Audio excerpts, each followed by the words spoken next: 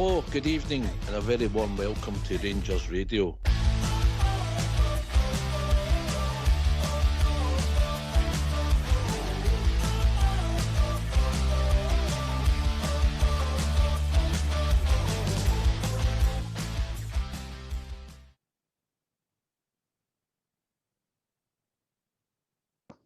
Hello, good evening, welcome to Rangers Radio. In this last show of 2024-25, join myself, Officiating. On the show this evening is the Rogues Gallery, the Bridgeman, Southside, aka GB and Albert. We may also be joined by Fox, who's always got plenty to say the last show of the season. But welcome, everybody. Welcome, GB. Good evening, boys. It's the A-team. It's all on tonight. We'll be charging through with vans and everything. Maybe Yancy's. Welcome, AK. Evening, Ox. Evening, everybody on the panel and everybody that's listening. We are all John Brown. Here. I'm doing it by age, so I'm between Southside and Albert here. Evening, Southside.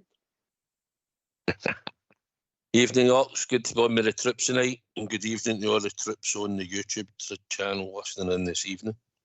This could be a toss-up between Albert and Bridgeman. Touch and go. Evening, Albert. Evening, guys. By the way, this is some size of couch. I don't think you get us all in this. It's AK Bridges' used to old one. It's Bridges' AK old used to one. have a pies. I'm squeezed up at the end here. Evening, trips. You'd big There's a Stevie, slope you on the balance it couch. up. There's a slope on the couch, Albert. You're right. They're all leaning against me. That's a bad seat. I shouldn't have went to this end. This is bad. Up the other end, mate, you'll be safer. Evening, Bridge.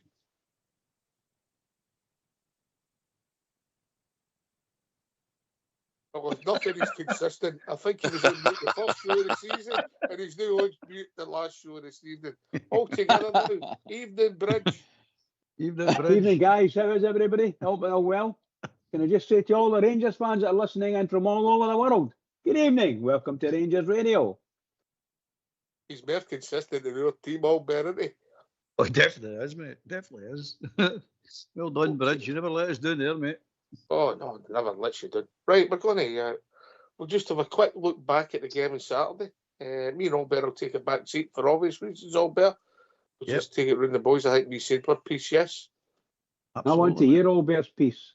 No, we said that, mate. We can listen back to certain archives, mate. So, listen, we'll go to Mr. Southside, then we'll go to GB, bring in an AK, and then last but not least, the Bridge. Southside. I thought we started well. Came out of traps early, got a good goal for Dessers. Goalkeeping mistake for him, but got us up and running straight away. I think the goal was scored for the set piece. I thought was good for Raskin. He's done it a few times this year. I heard him saying he wanted to go more forward, so got to sail in between the defenders, and it was a good head flick into the goal. The goals we conceded, pretty poor. We'll not talk about the first one, but the second one wasn't great. It was a great cross, it was a great delivery, but what I noticed was Proper was trying to pass it just before the ball gets kicked. As it comes in, Proper's trying to pass Boyle onto Casemiro, which he should be taking him. It's his man. Butland came out into no man's land. It was a great delivery, but he should never have had a free header to score. It starts actually. It starts before that, mate. When Cherny gives the ball away cheap. I know. He done that a few times, didn't he, in the game at the weekend? Yes. All right, mate. All right. We should have won the game. GB. Aye, Ox, you're right. We should have won the game. Just again, that game again summed up your season. This bad decision making for us at times. Slack play in our defence again, just letting us down. Let's say some of the defending for us was shocking, and then our keeper again, Butland, man. Like I agree with Southside. What's he doing? No man's land. Butland always seems to be. See when he loses goals like that, he's as if he's shot. He always falls to the ground dead easily. Why not just come out and command your box? But apart from that, the two goals that we scored were really good. And then obviously, I would imagine we'll touch on it, but the officiating again has just destroyed another Scottish League game. Yeah. We'll come to that. Aye, Mr. Butland, GB. Listen, I think I've got a theory on it. I think we need to get him to tap and Bally, mate. He needs to learn how to move his feet, because that's where all his problems come from. You might laugh. Anyway, AK. Just reiterate what the guys have said already. I thought it was a game that we dominated, to be honest with you. We dominated possession, we dominated shots, we dominated basically everything. We won 3-1 and the officials contrived to make it 2 each. Say no more. Aye. Bridgeman. Well, I don't know if I should be able to open my mouth too much about this, but I thoroughly enjoyed the game in the sense of the way we played at times. I thought we were excellent in moments in the game. However, we do have a major weakness with that squad, is we cannot, for some reason, retain the ball. We seem to always give poor passes, to anybody. Going forward, we'll lose the ball, we give it away, and before you know it, we're getting attacked. And that's exactly what teams expect us to do, and we do it all the time. Back to Mr. The goalkeeper, Jack Butland. I'll tell you what, he did not cover himself in glory at all. That second goal of theirs was an absolute disgrace. He was halfway out, and before you know it, he was way back in again. That man should have been coming all the way. I'm absolutely shouting, "That's your ball, keeper!" Nah, never heard me. Just never heard me. So what can I say? Nah, really bad. Eh? You might have been in mute. I might have been, aye, but I don't think so. It was just terrible. It's really and truly terrible. By the way, it's the last show of the season. That might be the line of the season. What like? It was good, that, wasn't it? Quite good. Aye. But no, seriously, very, very poor. But hey, I think I don't know what was going to happen with that nonsense, but that was a goal. Don't care what anyone says. And from that decision, which it should have been, at least should have been a free kick for Rangers, because that guy's pulling them down, and a free kick would have been a penalty. But I don't see how that guy falls into the net and kicks the ball out. It's the goal, Bridge. We'll come to that, Bridge. We'll come to it, yeah. Yeah, I'm just saying, but from that, they just break up because our players seem to stop in their mind. They just put the ball apart and away they go. And our defence are just dreadful. So they scored a goal and we didn't. It's like, just crazy. And you're right about the game being all right, because it was a bit of a basketball game, as we commented on Saturday, Alberta. Aye, it was not a bad game to watch. I mean, let's be honest, it was better that way than one of the defensive games, attack against defence. But it's all right game to watch. And there was wee passages of good football. There's big passages of sloppy football, and that was the drawback. And then, of course, that's not the worst part of it. We all know what the worst part is. Who was the worst performers on the park? It was the usual officiating. Ridiculous, mate. Ridiculous. It's Southside Laredo says when we got the goal, after that, AK with a glorious opportunity to make it 2-0. And I think that sort of sums up Tierney's performance on the day's effort then.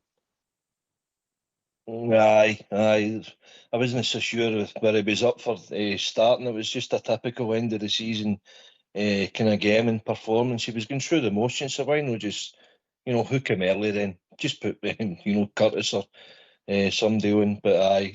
He should have scored, mate. He should have scored. Oh, definitely. Try to think who the through ball was for, but it was a great pass to Funham, and he should have tucked it away. We should have been going 2 or 3, and it would have been comfort after that. But our defending, we went to sleep because I think everybody in their mind thought, what's going on with the officials? That's a goal for us. We're Raskin's away celebrating, but we all stood like statues. He didn't go away celebrating, mate. That's what should have happened, mate. We should have been running the goalie, referee. What do you think certain other teams would have done in that situation? Surrounded the referee or the linesman. They wouldn't have come out of the 6-yard box, I'll tell you that. They'd been stuck in there and the referee would have to hold the game up. That's what would have happened. That was disgraceful. Sorry, boys. Sorry. Right, so look, we should have made it 2-0, and then the major talking point, Southside, the goal that wasn't, they break away and score. I'm sitting watching that. I said on Saturday, I'm thinking that their goal got chopped out. We'll get a goal and it'll go. It's one each. Shown there is 2 goals. They're right. It's one each, but it's actually 2-0 to us. Yeah, there was 2 goals scored, and then I was gobsmacked when you see it back and you see how far the ball is, and you're thinking, all right, this must get given, and then the referee makes that decision. Help me out, Southside. Baffled as anybody else. It's just the ball's over the line. It's plain to see, and somehow the referee, the linesman, can't see that it's over the line. Had this hit the post and go over the line, you can clearly see that, and gets kicked back out.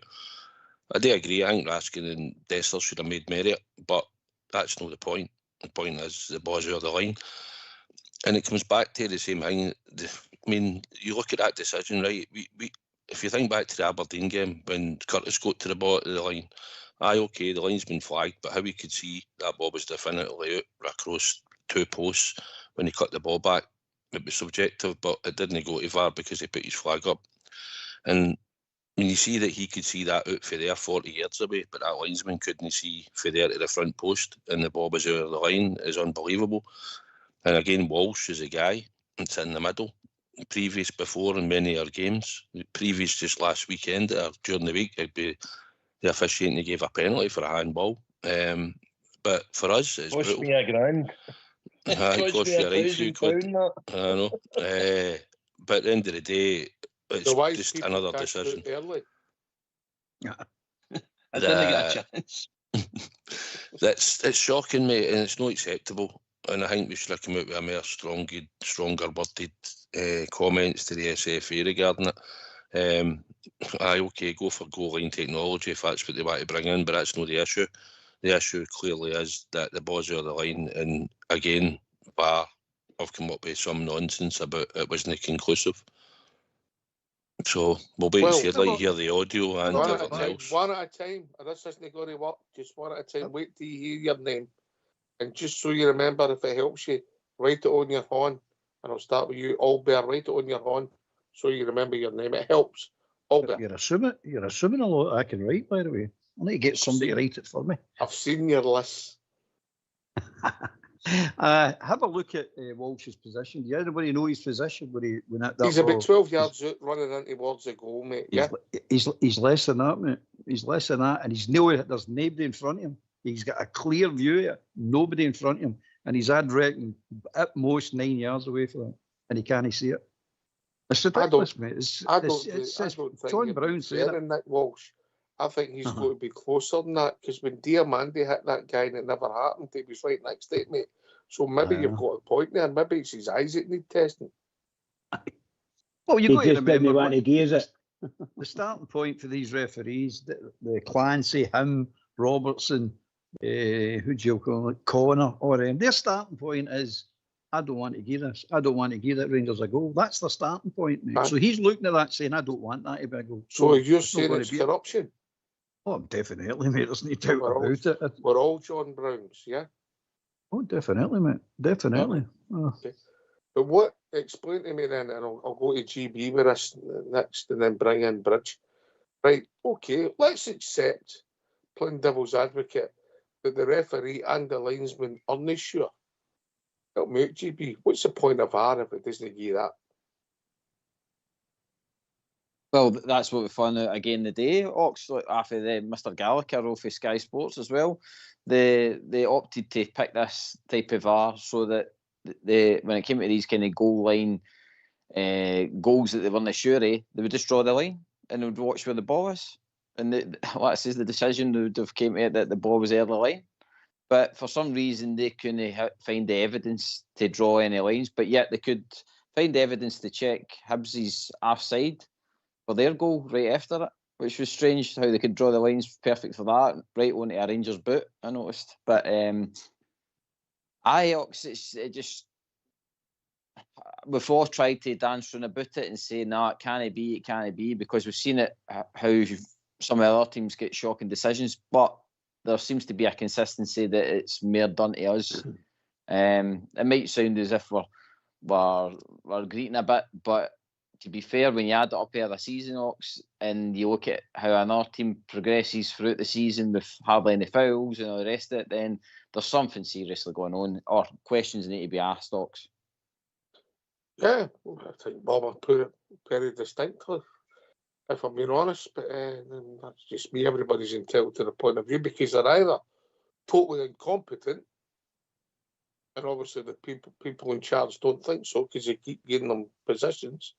So when they're getting so many things wrong, major calls wrong, well, at least you open to people thinking what's going on. You know, Bridgman.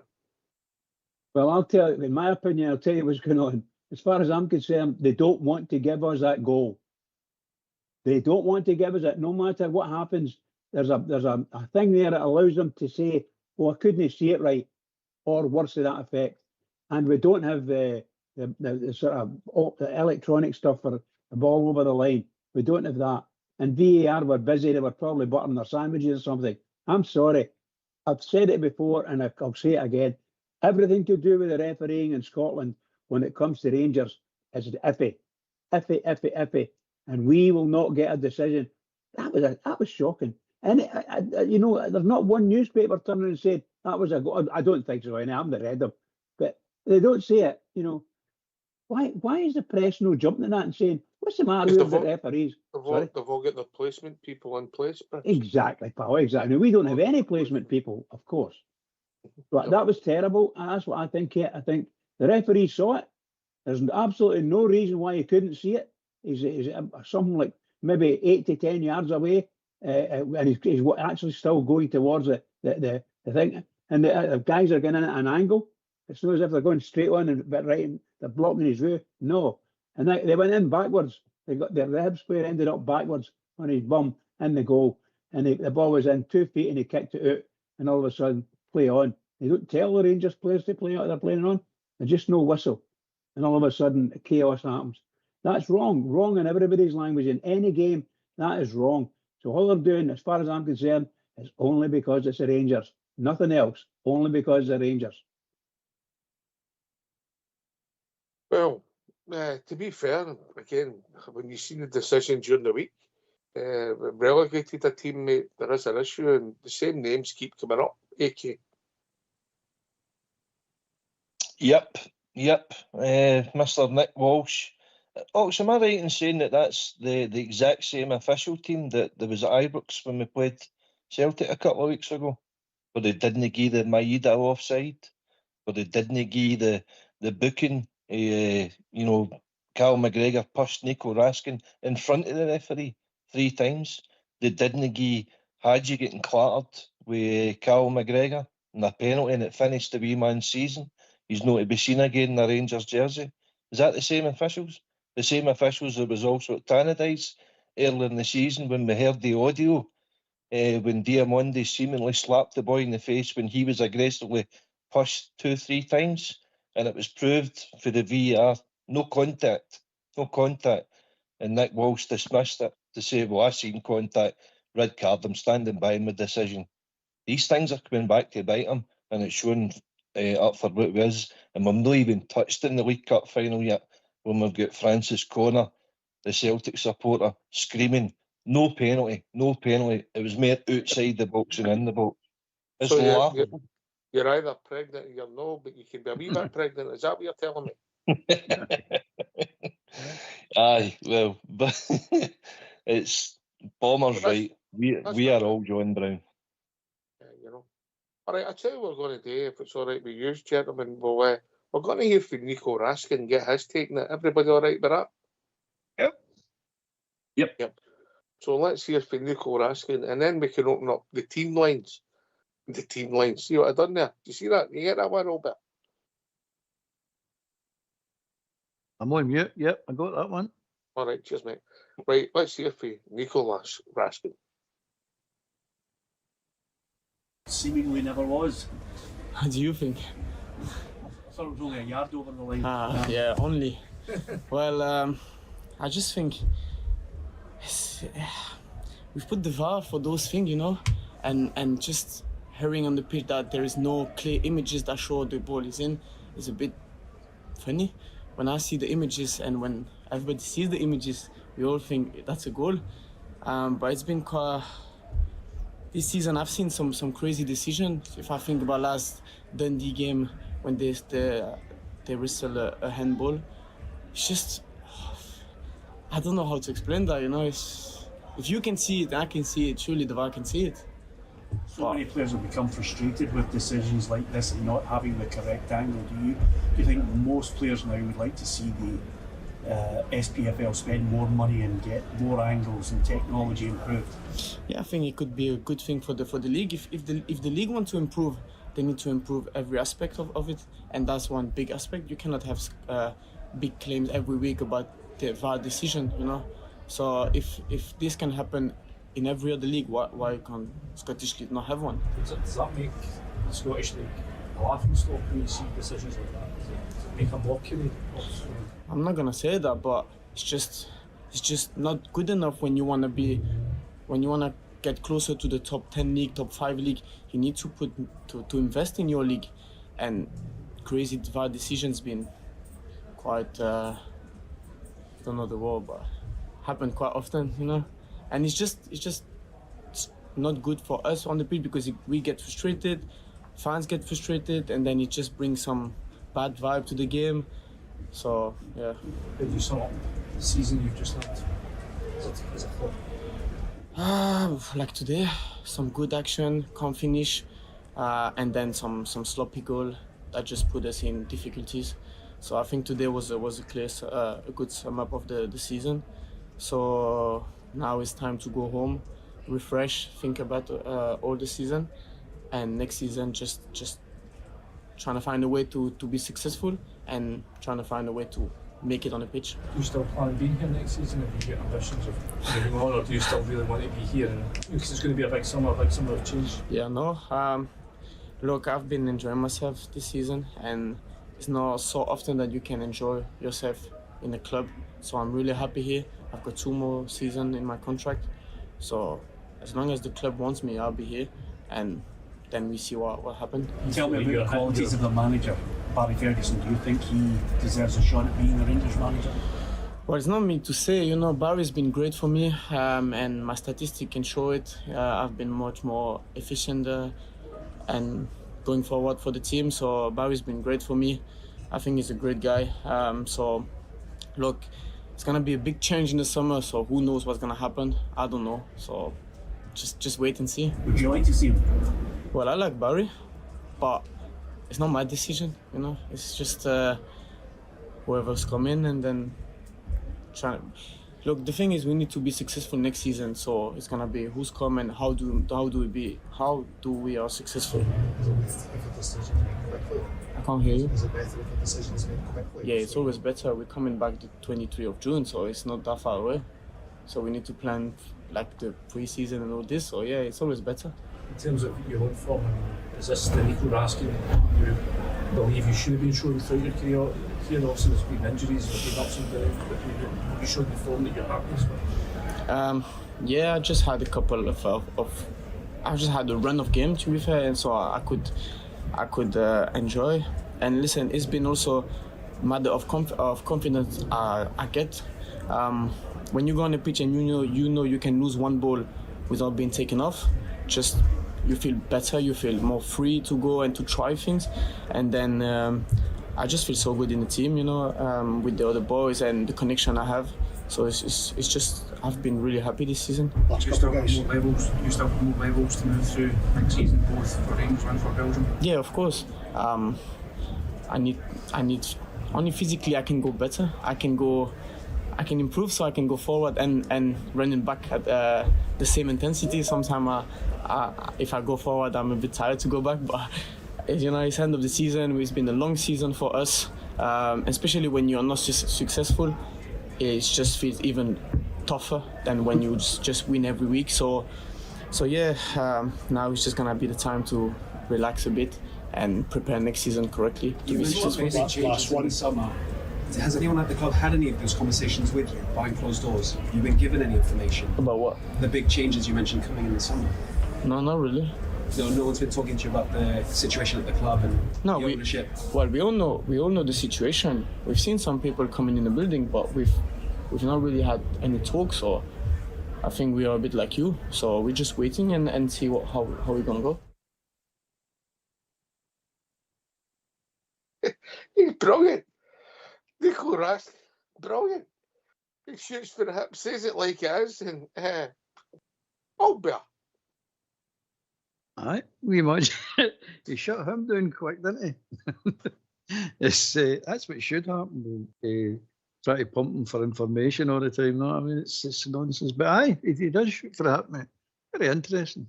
Nice wee guy. Nice wee guy. GB. Aye, a good interview, Ox. Like I says, Raskin's starting to speak really well in these press conferences and stuff. His numbers are definitely improved since Barry's came in and stuff like that.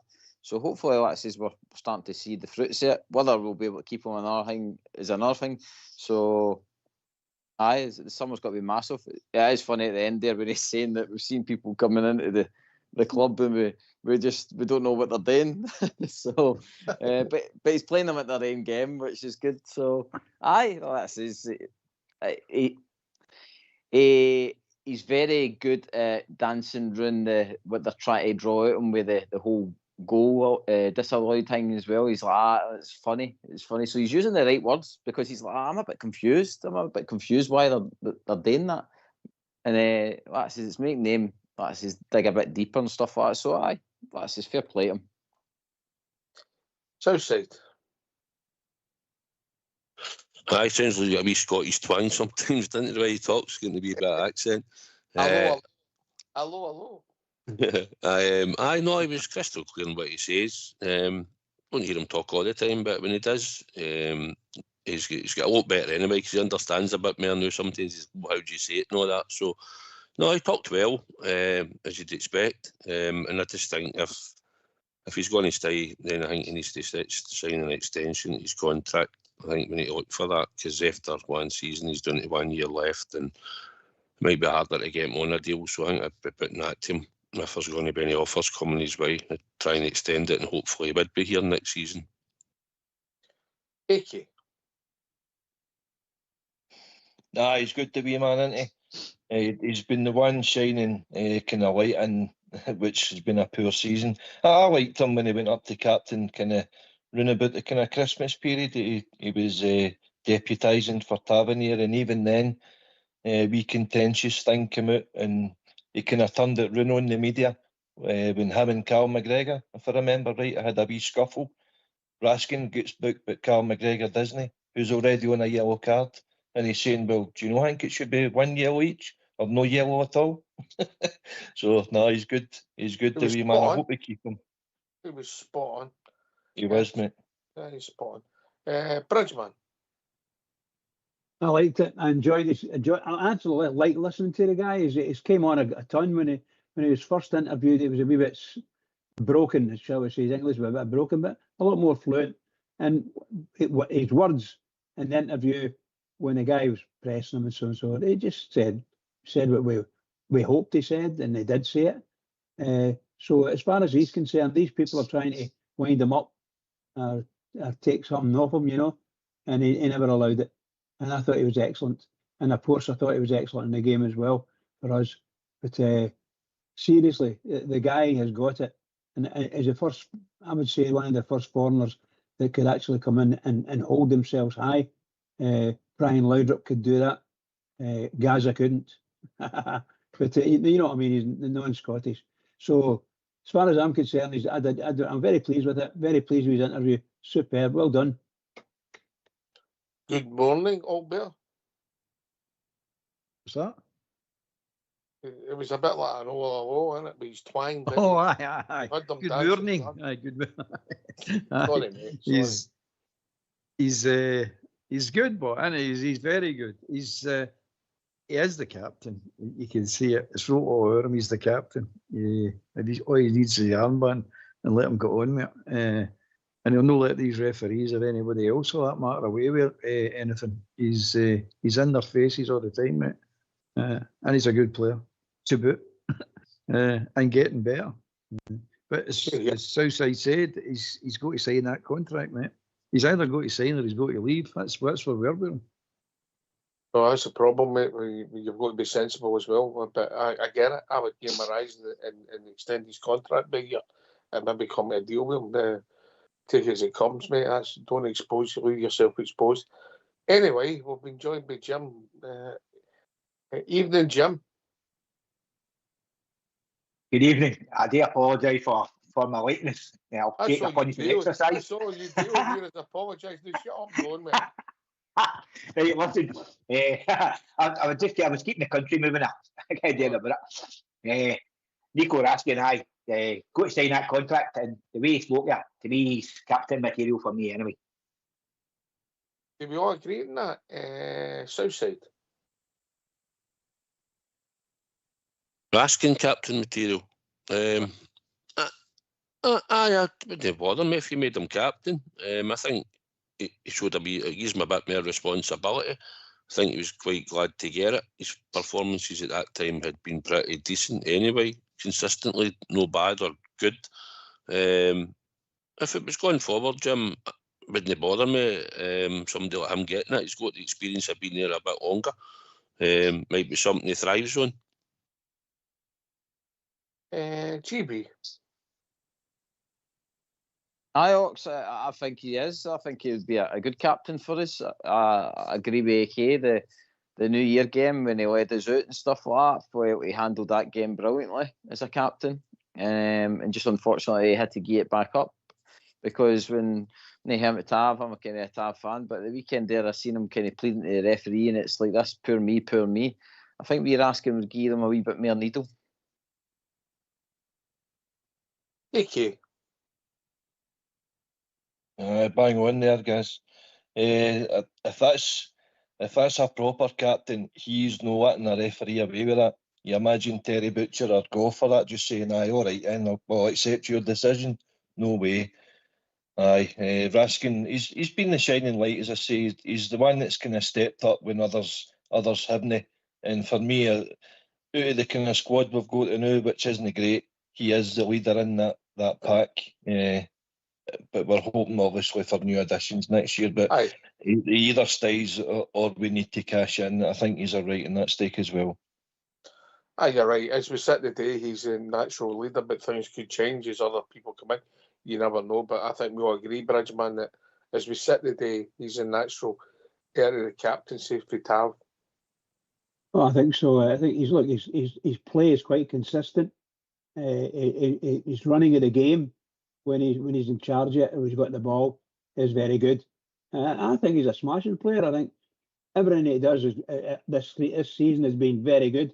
I know there's going to be games when it doesn't quite work out like that, but I don't have a problem if he was a captain. I think he's been a captain once before. A few times, but he's done the game. Well, a few. So I'm just meaning he didn't. He's no. But look, he'll be a totally different captain to Tav, I would assume.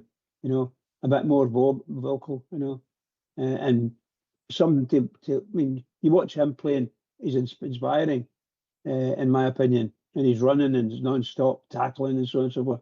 He's just excellent, you know.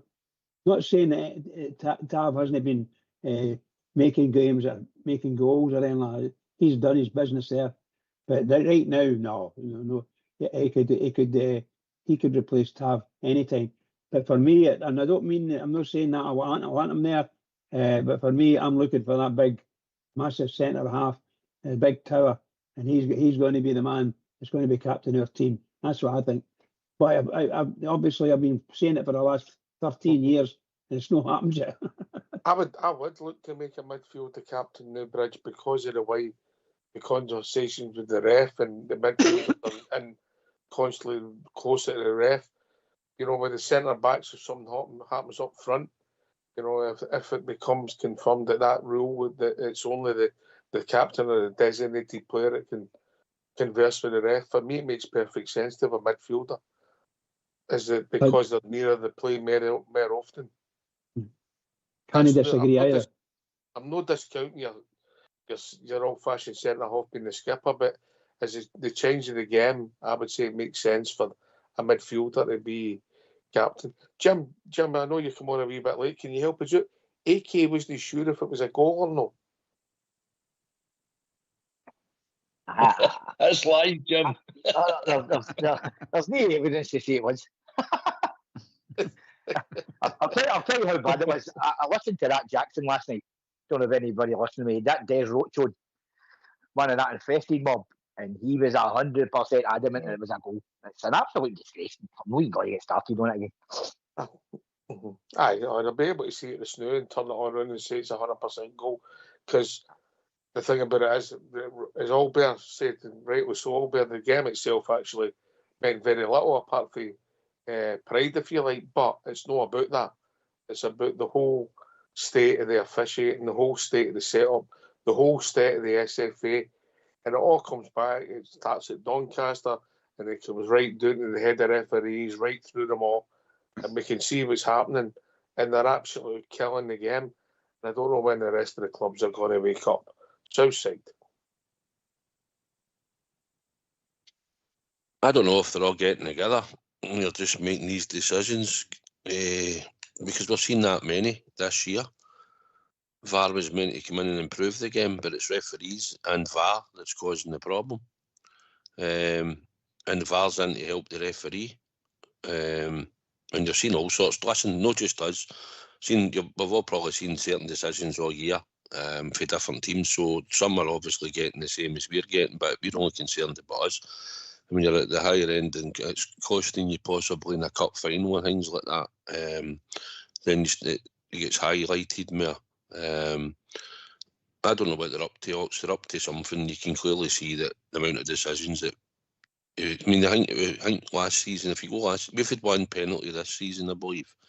Last season we had 11 penalties, and out the 11, only twice did the referee give a penalty. The rest of the 9 decisions went to VAR to decide to give a penalty. So why is only twice a referee? There'll be 3 times now because he pointed to the spot. It didn't go to VAR, I'm sure. So 3 times out of 11 penalties, we've had the rest of them go to VAR to make sure that we're getting a decision off a referee who didn't give the penalty in the first place. So why is that, do you think? Diamandi penalty went to VAR, Southside. No, I saw it did. I saw it did. So there you go. We had 9 out of 11 last year. To add another one on, it's went to VAR out of 12. There you go, 10 out of 12. Shocking. Yeah, and it's a lot of the same names that keep cropping up. Hey, Jim, put your referee hat on. Has VAR helped again? I don't know. I think referees are scared to make the decision, leaving it to VAR. But I had a wee thought. Well, I never heard to myself thinking. Do you think it's possibly the way forward that there should maybe be club representatives in these VAR things? The 2 teams that who are actually dealing with to see what's going on here? Because I agree with you, Southside. There's something going on here. What is when? And I know we're going to get back again. I think maybe the way forward is maybe we should put 2 representatives in the clubs, 2 teams that's playing in that VAR thing to see what's going on here, and it maybe clear up a lot of this carry on. I can be quite entertaining if we put a camera in the box. Aye. Oh, it's got to the stage now we need to put VAR on VAR. We don't have a VAR system to check the VAR system, to check the referee. It's mental, mate. It's absolutely mental. Look, we all know what's happening here. It's not any accident. We all know what's happening. The decisions are going to get Rangers have refereed to a different level. We've all been saying it for long enough. And it's time to just cut all this out and just go straight to it. It's corruption and cheating, mate. That's what's happening here. Now, Willie Collum doesn't like us because we caught him cheating and lying at Parkhead. Caught red-handed, cheating and lying. Then what does he get? He gets promoted. Now, you've got to understand something here, guys. That game on Saturday didn't mean anything. The league's all settled. There's no cup games. Nothing's counting that game for any team. But the problem we've got here is going forward, and we've been moaning about this for long enough. There's millions and millions of pounds involved in this. They consistently do what they're doing, and they keep on doing it, by the way. So there is consistency there. So they're influencing who wins leagues. Now, we've not been close to winning the league. No, there's no getting that. But soon enough, you're going to get competition. It will come back into Scotland at some time. And if these people keep doing what they're doing, that is influencing where the league's going. And it only seems to be one team that's benefiting out of this all the time. It's ridiculous, mate. It's absolutely ridiculous. You could pull up other teams. We've seen other teams getting bad decisions with these same clowns, by the way, Walsh in particular. But at the end of the day, let them argue their corner. Do you ever hear them arguing their corner? But as soon as Rangers get involved, they shut up and just sit back and go, we don't want to get involved. They should be sitting. Why there's no club representation outside of football, saying we're getting together and talking about all these things away from the SFA, no SFA members there at all.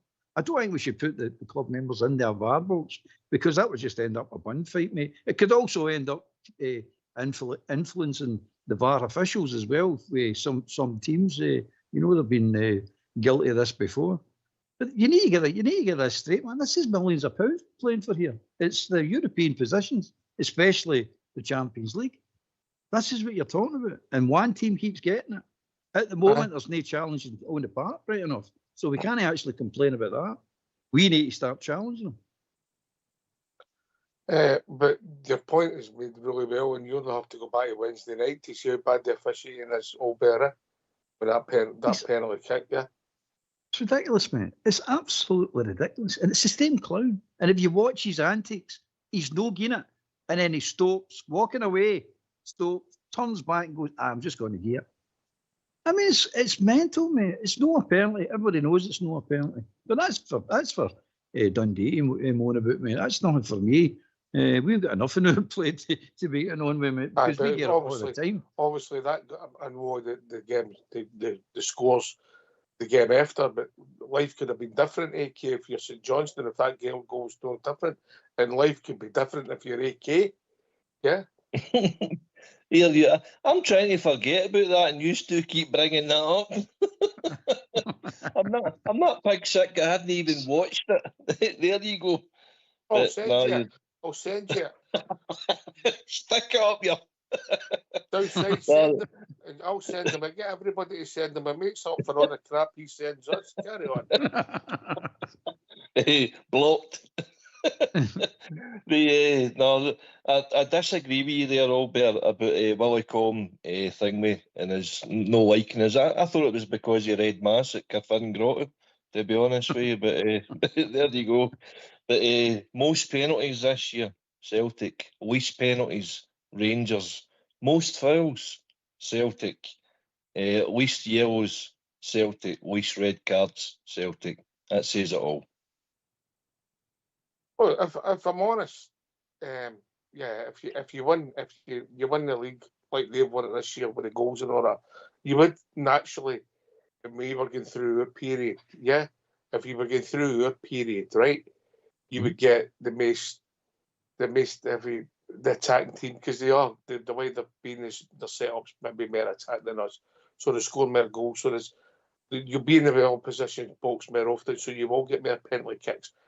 But one of the damning statistics was when you looked at the fouls per yellow card, between 11th and first place, and I think it was Aberdeen, and I can't remember who was 11th. It's pretty similar. And then Aberdeen are 4.1 or something fouls per yellow card. One team's over 10. And I think somebody's looking into that to see when their yellow cards were given and how late on in the games it are, rather than influence the game at the start of the game. We witnessed it in some of the games we've played against them. When McGregor should have been booked early on, should have been sent off with the incident with Raskin. Arguably should have been sent off the last game, Ibrox as well. And end up getting booked with 6 minutes to go. Yeah, that's the kind of thing we've witnessed. We've watched it. GB. Ox, like it says, the stats don't lie, as we've always said. And what these guys will need to watch out for now is that it's starting to mount up. I think even AK touched on it earlier with Nick Walsh. It's all right, him maybe thinking he can get away with it once, but now with the amount of stuff that's racking up now and the amount of howlers that he's having, there's nowhere for them to hide. I mean, like, Colin can't come out and defend that. And even that Gallagher on Sky Sports today, when he was looking at the goal, he didn't even dive into it deeply. He just went and says, that it looked like a goal to me. But he never slated them. I mean, this is the thing, and this is where we need... I know. This is what we're saying about placement and stuff like that. We need to start getting our guys in. See, Barry, if he's going back to an ambassador role, he needs to get in and run about all this. I mean, he needs to be shouting for the rooftops every game when we're getting a bad decision. These ambassador roles that we've got at the club, the boys that are in there, they've got to be out talking to the media, putting pressure onto the referees and stuff like that, because they can't really get into trouble. It's the players that are having to watch what they're doing, managers are having to watch what they're doing. Well, club itself need to watch what they're doing, but the ambassadors can... We'll come to another story, but that was on nicely. Carry on, and then we'll bring that up, yeah? I'm saying the ambassadors obviously need to do their bit as well. We're trying to put some pressure on, either through fan media or, let's say, through their wee radio shows that they do themselves. Yeah. Aye, the thing about it is, so we've had a comment, and we'll heat the moment. He's watched an incident, he's disgusted with what he's watched. John Brown's seen that a goal was clearly being scored, and then watched the other team go up the park, put the ball in the net, waiting like the rest for the goal to be chopped off and Rangers to be awarded the goal. He's made a statement, yeah. Well, we've heard some of the other statements that's been made in some of the channels, and now we want an investigation or something that's been said. And the guy might be right. Southside. I didn't know we had a complying officer anymore. No, nobody's ever. Have you heard that? Has it been involved this year at all? Compliance officer? No, so that old one's come back to haunt us, and now they're going to investigate what Bomber said. I think the club came out with a good worded statement for a change. I think it was decent of them. It's pretty straight to the point. And we'll see where that takes us. But Bombers gave his thoughts on it. As I said, he's a player. He's played the game. He's watched what's happened. Millions around the world have watched what actually happened. And everybody can't believe it. He obviously knows. He's played here. He's watched us this season, every other season. You can get back seasons on this where decisions just seem to go against us. How many decisions go against other teams rapid across the city that are contentious and they maybe get? But they've had none. They just seem to get decisions. And for Bomber, just called it what it is. And we'll see where it takes us, Ops. But I shouldn't expect any punishment. What can they actually do to him, really? You know? He's just an employee. He's just an ambassador of the club. They can think of something, but technically what can they really do? It's his own thoughts. Aye, listen, they might suspend him, not let him play for a few games, you know. We'll miss him. But aye, listen, if this kicks off, it could open another can of worms, and maybe that's the time when the support has to get right behind Bomber and support him. Yeah. Absolutely.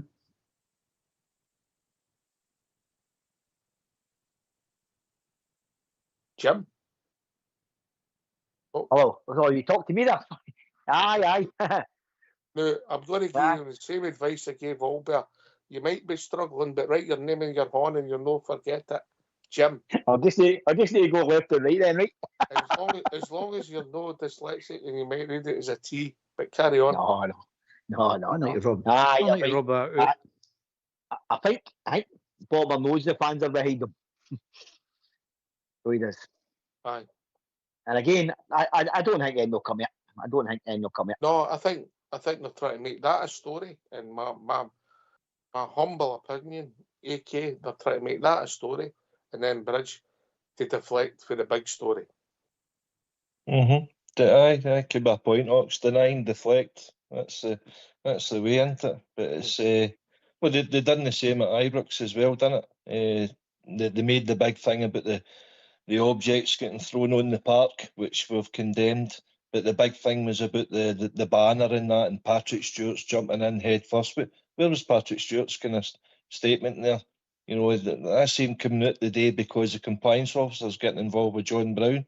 Was Patrick Stewart behind that? We don't know. But come on, you need to defend your club better than what you're doing. And, you know, defend John Brown, definitely. And just, this is, we need to get answers here. This is just, I mean, we're hearing audio for the VAR team with Nick Walsh up at Tannadice and with the referee team at Hampden denying us a penalty. Nothing got brought out here. You know, I think they got a game suspension, and then lo and behold, who shows up in the line the next home game at Celtic Park? Francis Connor. And then he's given the same role at Ibrox there. You know, just to antagonise again the Rangers support and look for a reaction.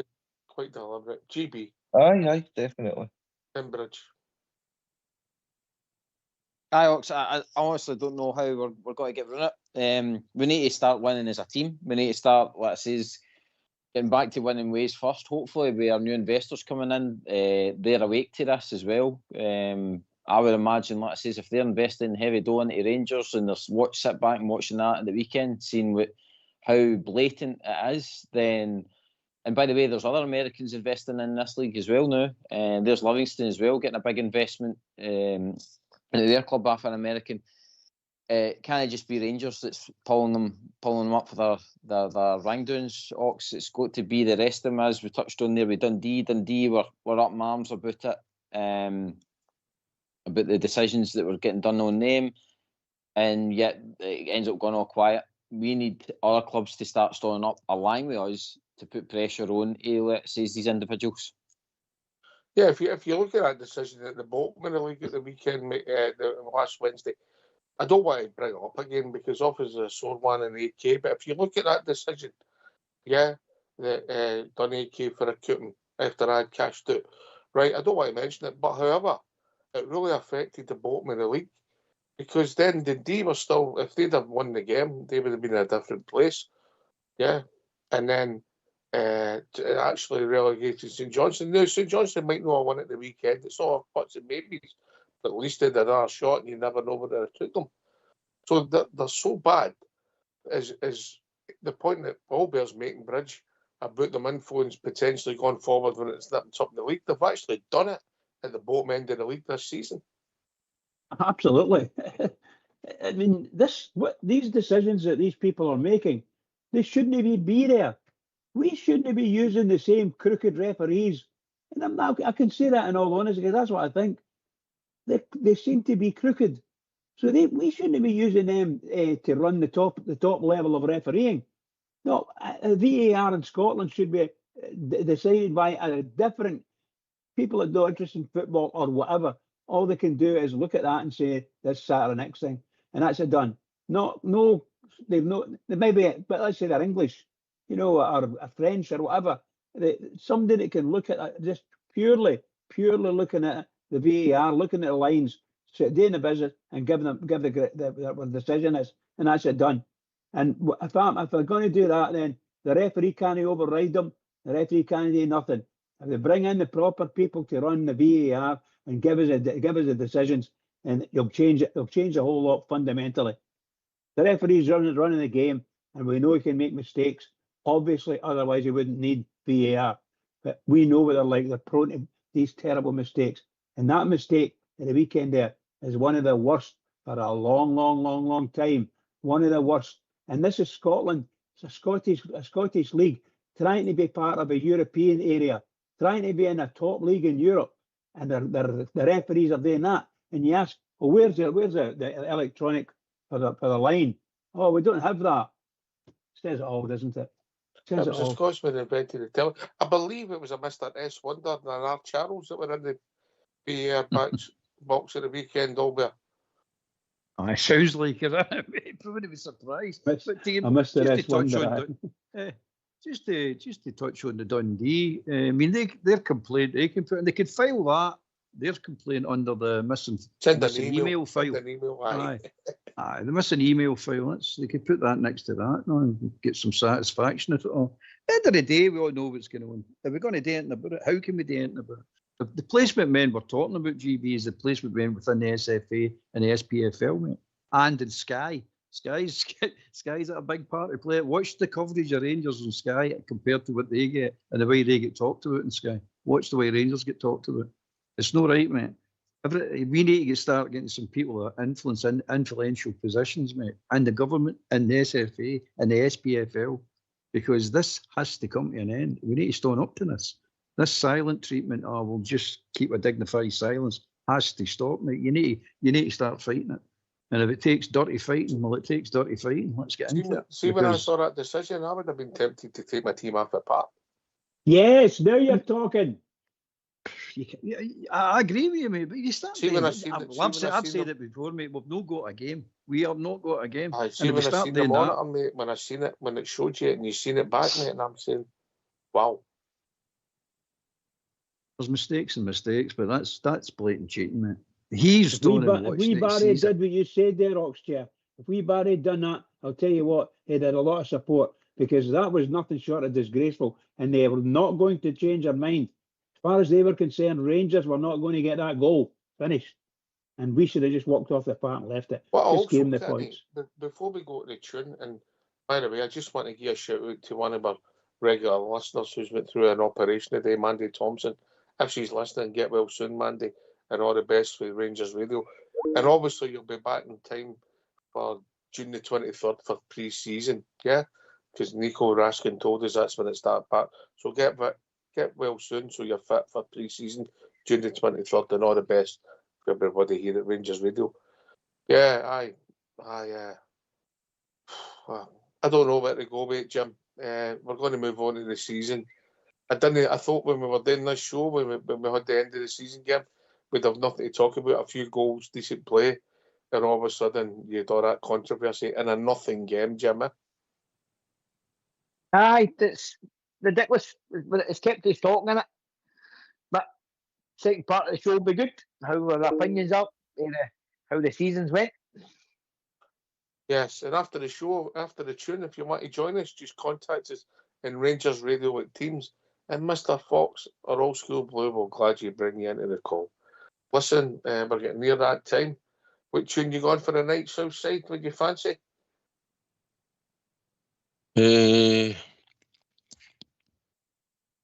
Old My Gals. By the way, if that goal goes in, you've got a tick in one of your bets after minutes, mate. Desser's got a goal. You've got 2-0 up. It's a tick, tick, tick. Yeah.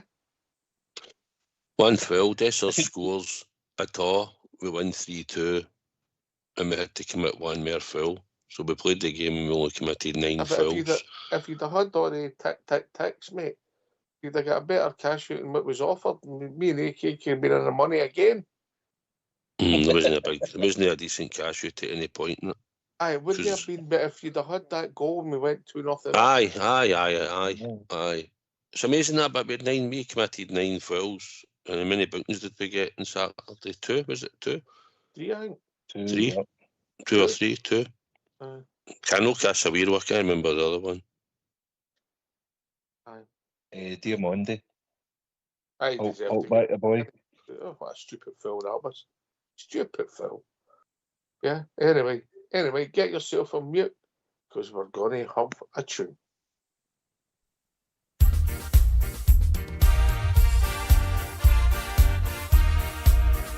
As we go marching down the Paisley Road, the west, the doors and the windows open wide, you will hear the people cheer, the Glasgow Rangers boys are here. It's Glasgow Rangers for me. Blue is the colour, football is the game. We're all together, Glasgow Rangers is our name. For we are the best team in all Scotland, and Glasgow Rangers is our name. So bring on the Celtic, your Hibs and Aberdeen, your Dundee United, we're the best you've ever seen. We play hand on heart, God save the Queen. It's Glasgow Rangers for me. As we go marching down the Paisley Road West, the doors and the windows open wide, you will hear the people cheer, the Glasgow Rangers boys are here. It's Glasgow Rangers for me. Blue is the colour, football is the game. We're all together, Glasgow Rangers is our name. For we are the best team in all Scotland, and Glasgow Rangers is our name. So bring on the Celtic, your Hibs and Aberdeen, your Dundee United, we're the best you've ever seen. We play hand on heart, God save the Queen. It's Glasgow Rangers for me. It's Glasgow Rangers for me. It's Glasgow Rangers for me.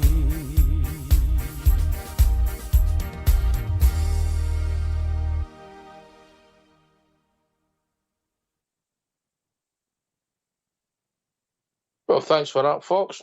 No bad effort there. No bad tune. Not a worst. Listen, I want to start the second half of the show with an apology. I've ever done that, but how do you apologise, Southside? I'm not very good at it. You've not much practice, have you? No, really, mate. And guess who I want to apologise to? Oh, I've not got a clue. GB. GB? GB. What? I want to apologise. Even he's shocked. Is this for Shinny? No, I don't want to apologise for that one. Listen, mate, I thought back, we were talking about the show and the season and who this was coming up right. I started thinking back on it. And I think you got it, in hindsight, mate, you got it spot on about the pre-season, mate. And that being the start of the bad start and everything that came with it. Just for being such a decorated manager, Clermont, it just didn't seem to have anything organised. I know there was a lot of upheaval going on and they probably didn't know what budgets was happening and stuff like that, but that pre-season was shocking. Like I says, the team just didn't look organised and fit. Fit didn't look as though they understood what the tactics was going to be that season. And I know, again, like I says, folk have said that you've got to try out different things and stuff like that, but you've got to have some kind of shape and a settled team ready to go the season. The amount of changes he was doing in each game was unreal, and what I say is the whole thing about getting players out the door as well with Cantwell and that Cantwell was hanging about the full pre-season and stuff like that. Didn't know what he was doing, whether he was staying or going, and like press conferences he was getting asked about that. That was a shambles and all. Might not be his fault, to be fair, no. Aye, had a lot of it built up a lot of negativity, Ox, and then obviously when Raskin got injured in that Farmers game, like that just added it, just steamrolled it. And then for me, like I says, is the first couple of games when he was passing the captaincy about as well, it was just alarm bells, Ox, and I didn't see as doing well. And then unfortunately the results didn't really help him as the months and games went on. And that's what kind of led me to think that Clermont just wasn't the man to take us to the next steps, like to take us to a proper challenge, especially after what happened the previous season. Oh, Ben, I've done it once. I'm not doing it again, but he was right. I'm not wearing that one. You're getting an apology for somebody running up the white flag. What's up with you? You're not right to heed you. He said they weren't fit, mate, and he was proved right, yeah. They weren't fit. No, they weren't fit. No. They weren't good either. But the basics is you might not be good, mate, but you should still be fit, eh? Well, aye. Normally, in normal football teams and clubs, but we seem to have this tendency to not be fit. I don't know what we're doing in the background with our fitness and our medical team, but again, that'll be sorted out. But it's one of these things, isn't it? it was never looking good. We didn't get an Ibrox. The pre-season was a shambles. People getting injured and a training pitch and all this nonsense. Everything that could go wrong went wrong. The only success that I've seen out of this season, by the way, is the upgrade on the disabled facilities. That's only eventually we got it sorted in, but it's there now. It's part of the stadium, so that's the only success I really see, mate. Do you want my highlight of the season, AK? Albert? Aye, go for it, mate. My highlight of the season is AK's red shoes, mate. Do you want? That was the highlight. There's no place like home. There's no place like home. They were belters. Oh, he's usually a big red suit to go with. Belters. No, but looks apart. That shows how good a season it was, AK. Yeah, it wasn't much. Maybe I think Davey's in the call. Oh, Davey. Has he popped in? Is he with us? All right. Oh, yeah. Hello. David, how we doing on the phone, David? How good are you? Practice. I can't get the sound you got, but I'll try my best. David, we can't hear you. Oh, you can't hear me. Hold on. No, you must be lucky there. No, don't. Davey can hear you, no bother, pal. Aye, I'm trying to get a sound up. Have a Malteser, Davey. Anyway, can I see when I'm speaking to you through this? Can I put the show on YouTube? No. You end up talking to yourself. Right, carry on. I know, right? Because I can't get it. So I can just make you out in email. Anyway, listen, great conversation, guys. Had a great day. I had the first instalment. Of interest-free loan that I had to take you out the last time, so I paid it today. Just let you know. All right, carry on. I'm trying to get the sound up. Keep talking. You're fine. Davey, you there? Anyway, I had a great day with Suicide today. It's the first time I've ever went golfing, and I went fishing for the first year and a half. Believe my spies tell me he was playing army golf. He was going left, right. Oh yeah. He's a great man. He's all top men. They're all top men. But what I was saying to him about regarding what we're talking about here is it's something you were mentioning.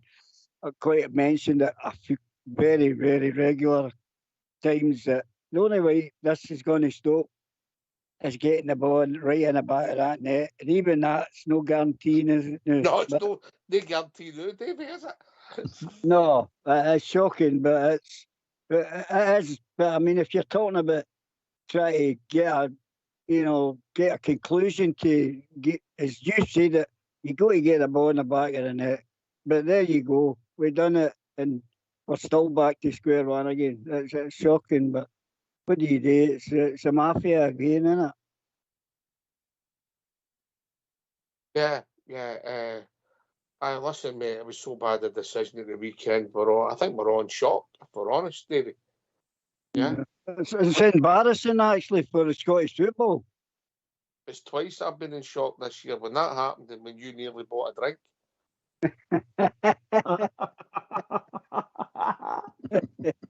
I tried my best. He's wouldn't take euros. That money you were giving us was out of circulation. AK. We don't accept pesetas anymore, Davey. No. Listen, David, just to give you a wee hang there.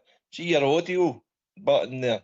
You'll have probably see if you tap that, it comes up device speaker. Click on speaker and you'll hear us a lot better. Right, I'll try that. Right.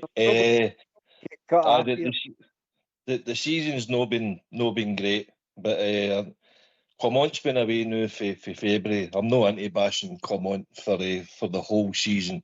He was landed with a terrible situation. Certainly something that he didn't sign up for. So no, I'm not for bashing Clement, but he's away now. That's it done. Barry's away now, so we've got new owners, new manager, hopefully new captain, new team, and let's eventually look forward now, because it's been a decade of doom. Yes, it's been a strange season. Jim, in you come. It's been a strange season, isn't it? We can accept it. We didn't get results, but it's been a roller coaster. Some great nights and performances in Europe, particularly away from home. We went to France and won. We went to Sweden and won. Yeah, we've had decent performances. And then we've the following game against teams that we should be beating, we've really struggled. It's no added up, is it, Jim? It's mental, but I don't know if any were watching. Is it 4 lads earlier on about the under Clement? There was certain players weren't attending training. So there was the period of season when he was in there.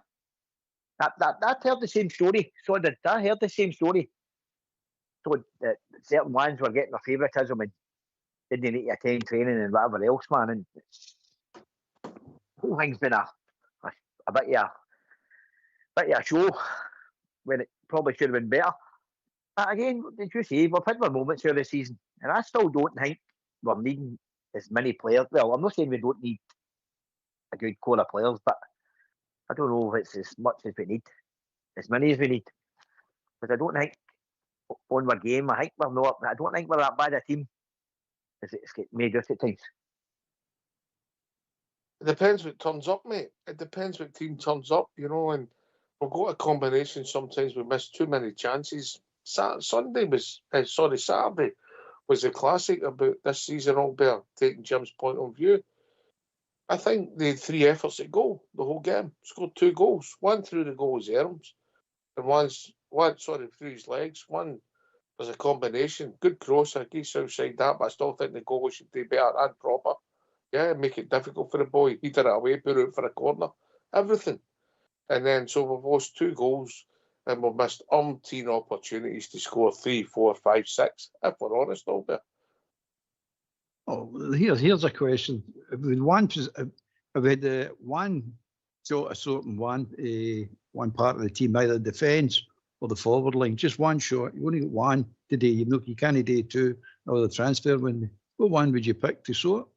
And be sorting that one you pick. Does that one is the league? Well, you score more goals to win the league, but they say that defence wins you the league. Yeah, exactly. And so, most leagues, but in our game, well, it's no scoring goals. It's punished as more in the defence, mate. Well, Dessers has scored 29 goals. Well, he scored what? Many in the league, 18 goals or something in the league, whatever it was. You can't take that away from the guy. I don't like the guy, but you can't take that away from the guy. He scored 18 goals. But you look at the defence. The defence is a shambles, mate. A total and utter shambles. Our defence. The 2 fullbacks can't defend. The centre halves can't head the ball. One can't even read the head or run. Your goalkeeper is a coward. Doesn't want to do anything. He's just a facade, him.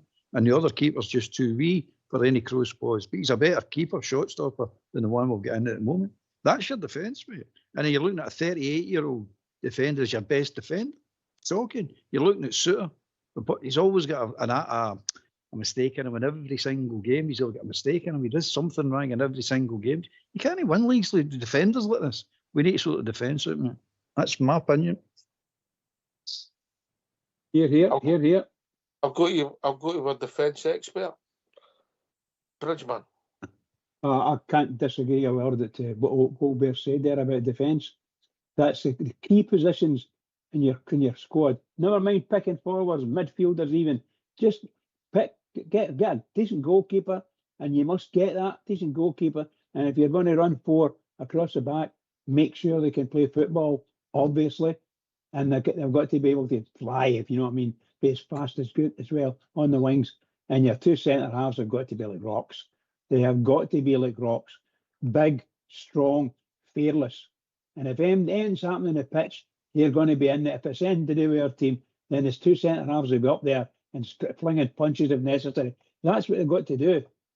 Be ready for it all. All these fights that go on and about, or even it's just not right. We're not even involved in that. And Oxford said just no longer a few minutes.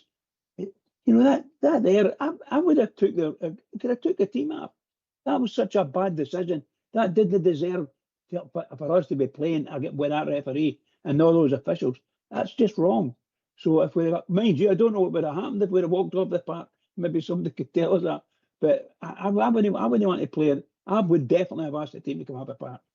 That's just shocking. Absolutely shocking. In front of the world. In front of the world. They've done that. And made us look, I don't know. Carry on. Sorry, pal. Sorry. The defence is the most important part of the club team. Ox, can I ask a question? As long as it's not too hard. I've not got a lot of brains on the panel. What's the tally for goals scored by the midfield this season? Well, Connor Barron's got none. And if Raskin, Diamandi, and who we including as midfielders, mate? You know, because is Lawrence a midfielder when you play that one? When you're playing the number 10 role, is Berjami a midfielder? Is you counting Cherny? But if you're talking about the out-and-out midfielders, the engine shop is very little, mate. Very little. But it's Diamandi got a handful at tops. I'm not checking this out. I'm just from memory a handful at tops, and I think Raskin's got about half a dozen, mate. Which have all came. Most of them have came over the last few weeks. You know, so very little, mate. If it's just been on, because we've not scored enough goals, and that's what's cost us points this season. Southside, we're not blowing teams away. We haven't. That's the problem.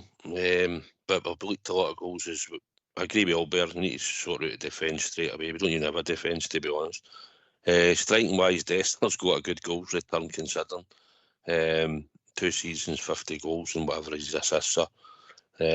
Which considering he's come in, and the big goals he scored that other strikers might not score, but he certainly missed a few. But that's just a different argument. At the end of the day, Ignaman came in his first season. I think he's managed to get 16, around about that figure. I think he managed to get, and obviously Cherny's chipped in with a few, but Raskin started to now had a few. I think he might be up to about 7 or something. He's got a few assists now as well. But the midfield and the wide players need to contribute next season, whoever they're going to be and whoever we buy in. Well, how many goals is our wide left player scored then? It doesn't matter who it is.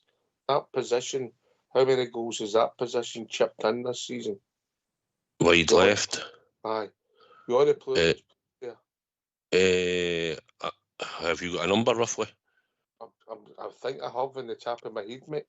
Right. Well, off the top of my head, I would think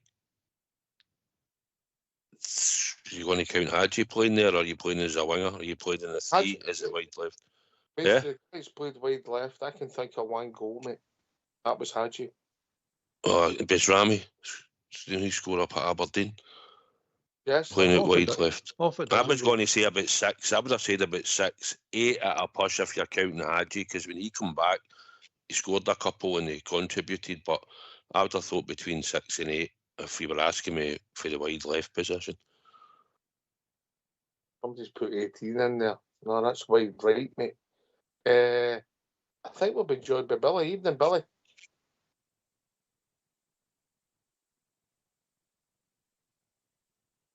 $18 total goals for midfield, mate. 18 total goals for midfield. Are you with us, Billy? No, that's on mute. Aye, man. Listen, mate, I think the point you make's a great point, Albert. But the problem is there's issues, not just in the attack and the defence. There's also issues in the midfield, mate.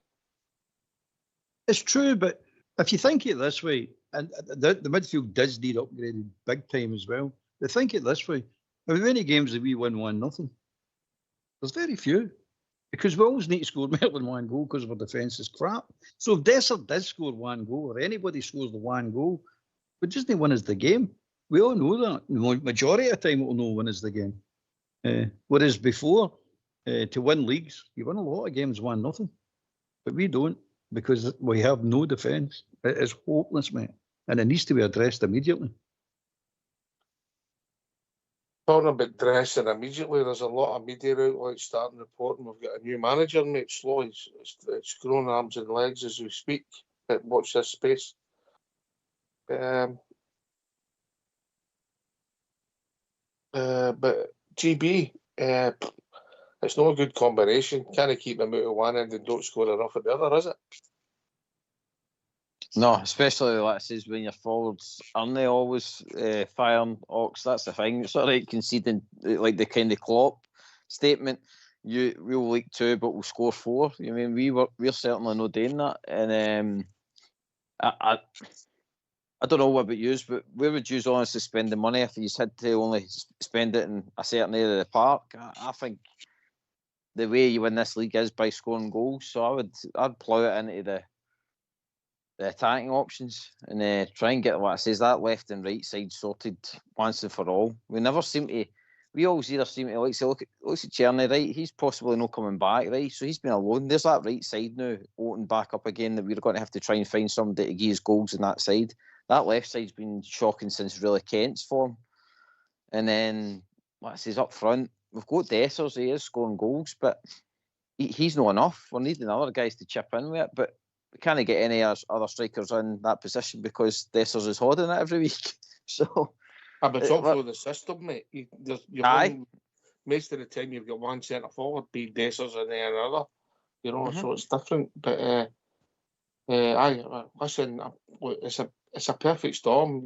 You need to stop them getting in, particularly in big games at one end, and then you need to score them at the other. Yeah, and it's not a good combination, Bridgeman, is it? I got a question for you about was Igamani injured? Has he been injured? Yes, Barry told you that Igamani was injured. Yeah. Okay, that's fine. That's I didn't know. And Jeff at the weekend. Yeah. Yes. I didn't realise about Igamani. I thought maybe he'd been left out for some unknown reason. However, you were going to say to me, Oxter? Aye, it's not a good combination, is it? You know, if you can't keep them out and you don't score, no. No, it's just a dreadful.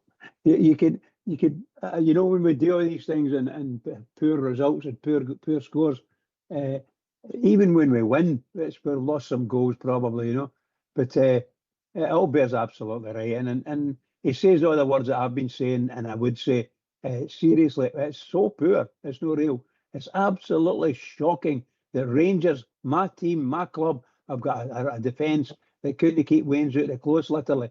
And I think, I don't know, was it said just a minute ago, you've got a 38-year or 37 or 38-year-old best player in the park for us, Balogun. That's nonsense. It's just utter nonsense.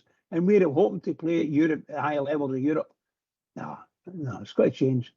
We've got to get somebody better that's going to run the club and do it better. I mean, buying the things like that. I just can't see it. I just can't see what they're doing. Hopefully it's all going to change next season, hopefully. I'm looking forward to it.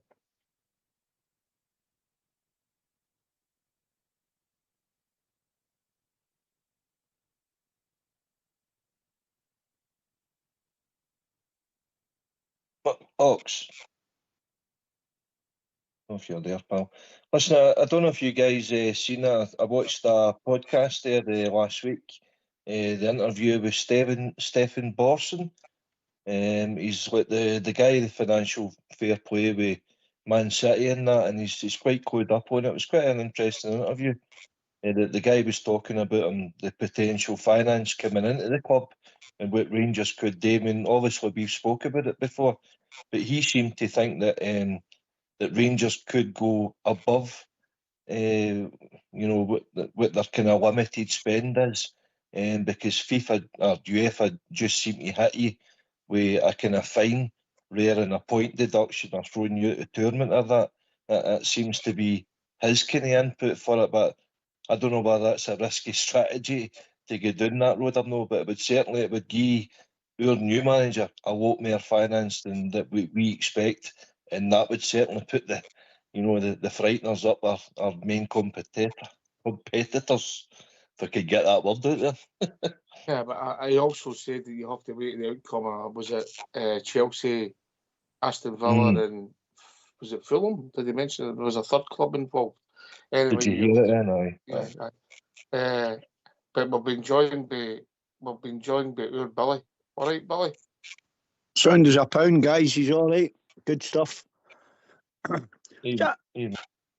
you doing? I just want to know. I don't know. Obviously, I was trying to get in and out there with this internet scenario, but we're in now anyway. But so I don't know what I've missed because I was listening in, obviously.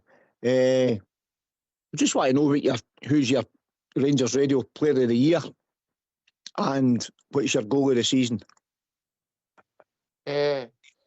Raskin's first one on Saturday, and Raskin, mate. Oh, well, that was short and sweet, Ox. And the rest of you guys, what do you think? I hope you all get your name written down.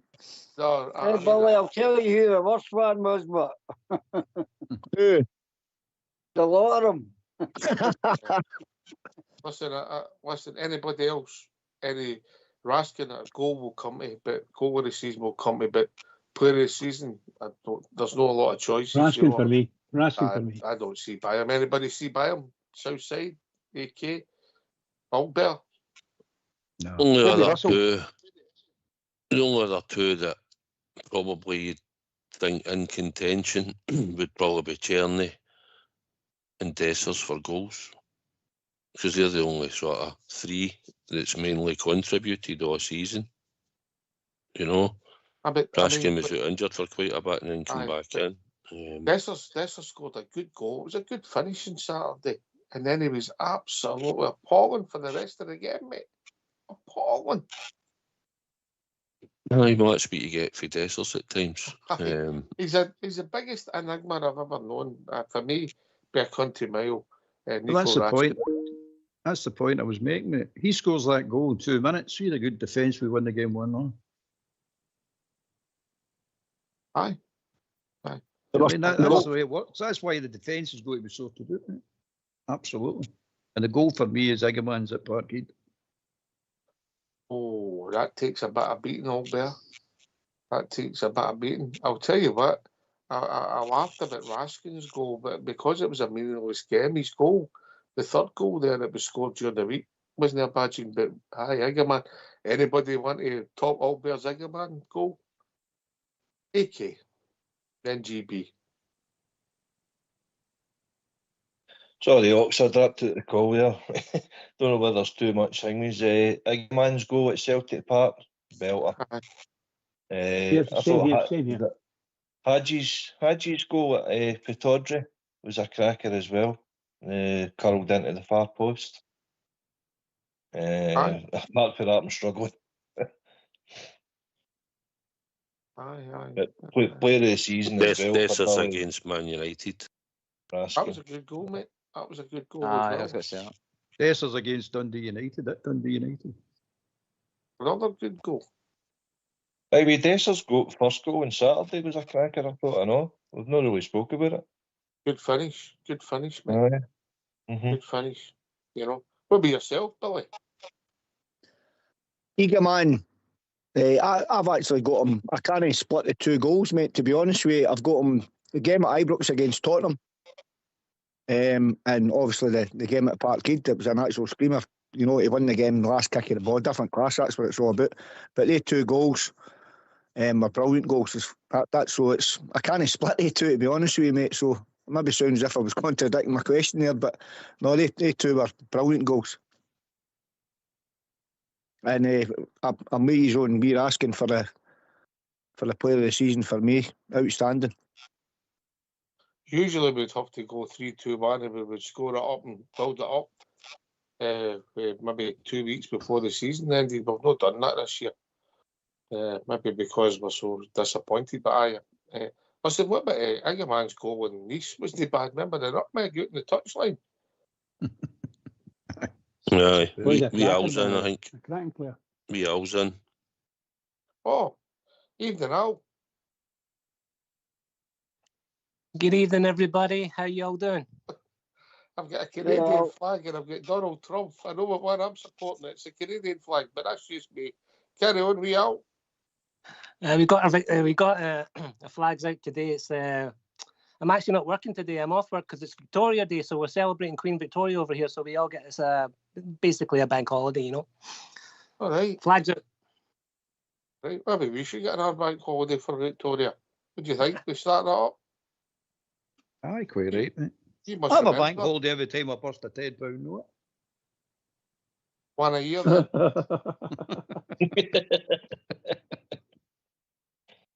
One a a year. That's too much, mate.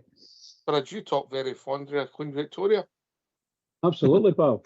Absolutely. She's a lovely lady. Lovely lady. I like All right, Scotland a lot. I don't know if she liked Canada, mind you. I'm not dead sure about that. The floor's yours, Al. Well, I'm just calling in to say hi to old Davy. Or Elvis, we call him, you know.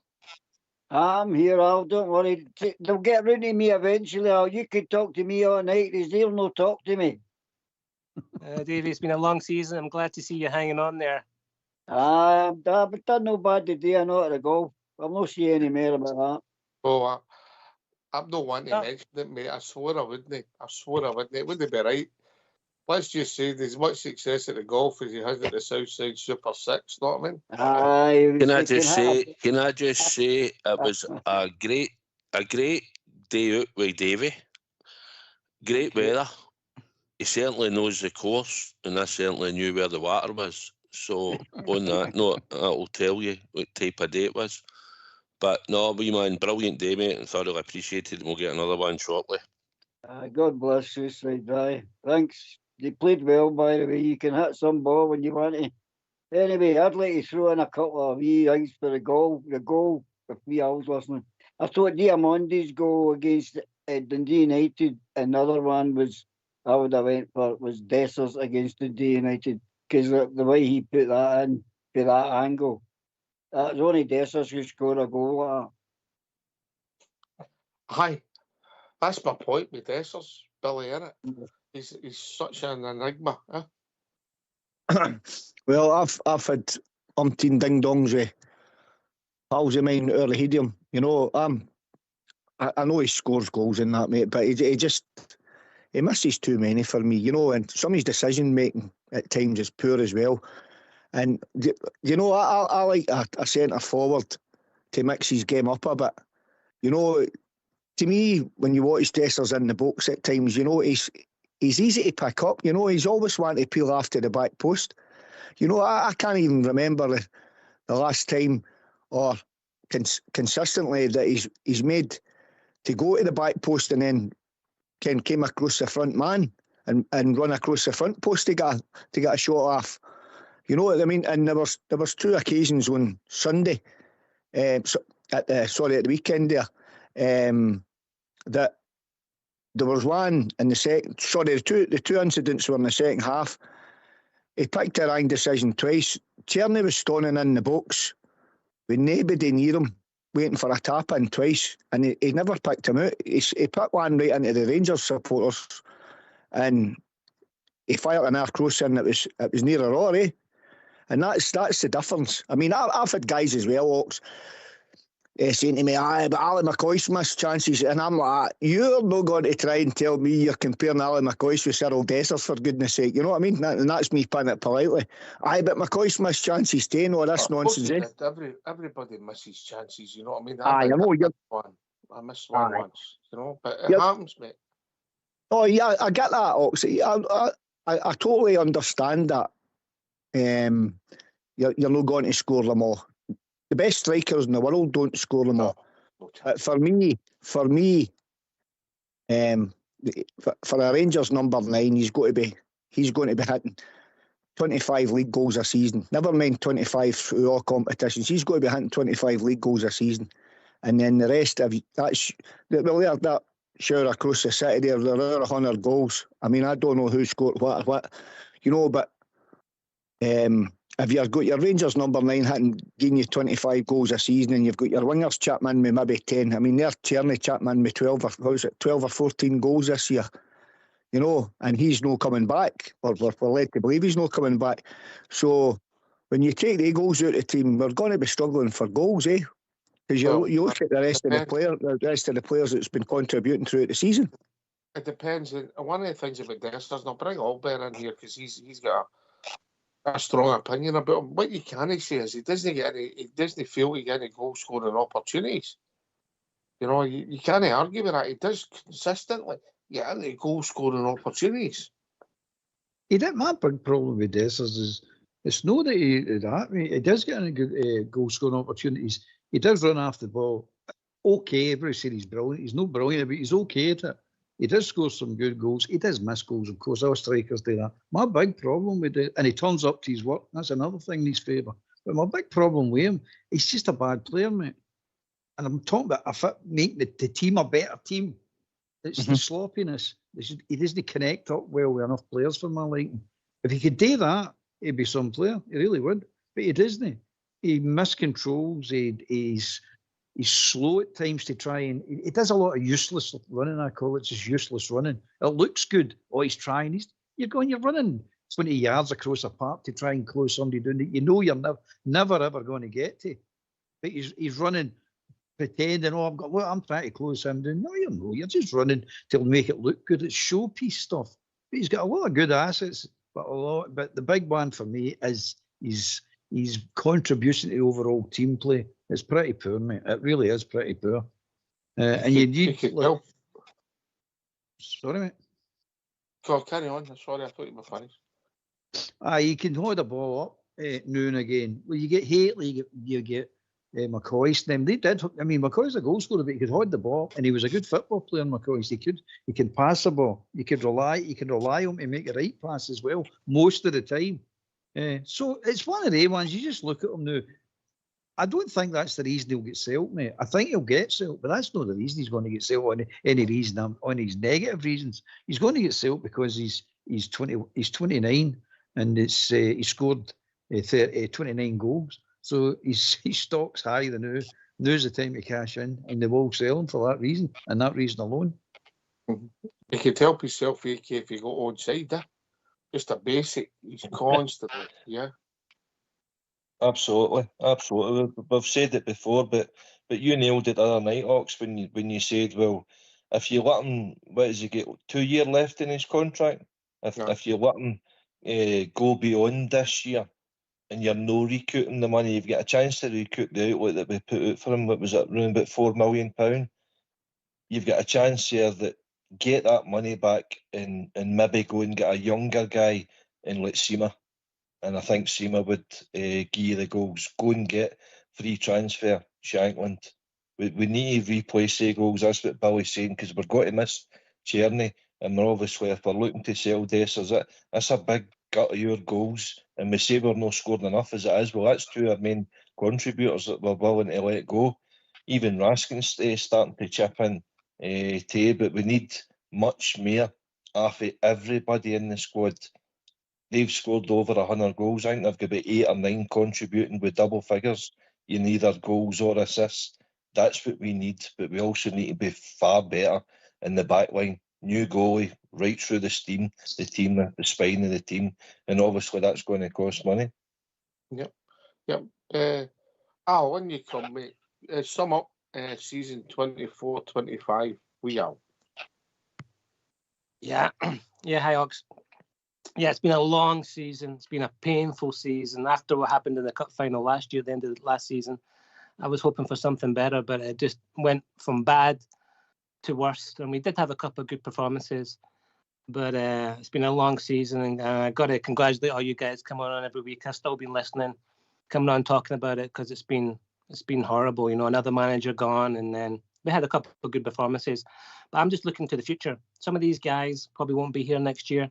These guys are coming in are serious guys, and I think they're going to bring us success. So that's what I'm hoping for, you know. But this season's been a tough one for sure. Hi, Davey. Aye, I'll spot on. Al, can I ask you something? Do you think this consortium business that we're going through at the moment, do you think this is one of the reasons why we're not divulging who's going to be the manager? Or do you think they already have that? Or is this waiting until this is going to get done deal before we get any word about who it's going to be? Yeah, I think, David, they're just dotting their I's, crossing the T's. They know where they're going. They know what they want to do. And if you listen to Prague McGath, that guy is a serious guy. And he's been at Leeds now for 6 years. And his history with the San Francisco 49ers has been the chief executive of salary cap, player contracts, performance enhancements and players' contracts. This guy knows how to sign a player. And what they went through, when they went through the manager process for Leeds, he knows, he's been through this process, so he knows in his mind who he wants to bring in. So I think they've got everything set up. They're just waiting to, get all their contracts signed against, pay off whoever they're paying off, come in, and then they're going to invest into the club. They're going to bring in players for sure. They're going to have to spend some money. And, so I think they know what they're doing for sure. Well said. It's going to be interesting. It's going to be interesting and who spend the money on, what positions they spend the money on, what they see as the problems in the team. I think some of the stories could grow arms and legs in the next 24, 48 hours. But GB, you got it right at the start of the season, and then ultimately Philip went. Was it a right decision for you? Hindsight into it, Ox. Probably aye. See, after the getting papped at the cup and all that, I think that was the kind of the last straw that he hadn't got a team fit and firing and organised. I think that was the last straw. Do you know something? I thought the Old Firm win at the turn of the year was actually got to kickstart him again. And they might have actually challenged, but it just seemed to fall away, Ox. I think he's touched on it the other night there. They kind of results in between that with the St Mirren and Motherwell just totally destroyed that. And then I think after that there was just no way back, mate. I think we just kind of knew at that point that the writing was on the wall for Clermont. And to be honest, what Patrick Stewart said at one of the hospitality things, saying that they were willing to give him possibly another year when everything settled down with the new buyout and stuff like that. That to me was alarm bells as well. So I think the right things have been done, Ox. We need a clean slate, and then hopefully, like I say, these new guys coming in are going to, like I say, seriously invest in the squad, and build a team that we can, like I say, hopefully start enjoying again. Can I come in on that, Ox? On you go, David. Just what Gary was saying there, but we're talking about Clermont. The thing for me, Clermont might have got away with it, but, and this is just my opinion, the Queen's Park was the man that brought the Camels back, no doubt about it. If he'd have got through that, maybe had a wee run and got us into our cup final, they might have strung that out. But with the Queen's Park at Ibrox, I mean, that just took me to the moon and back. Well, I didn't want to come back when I went to the moon after that. But I think that's where Clermont got his jotters when they got that result. Well, there's only two people I can bring in because they walked out the game together. Southside first, then Albert. Southside. David's right.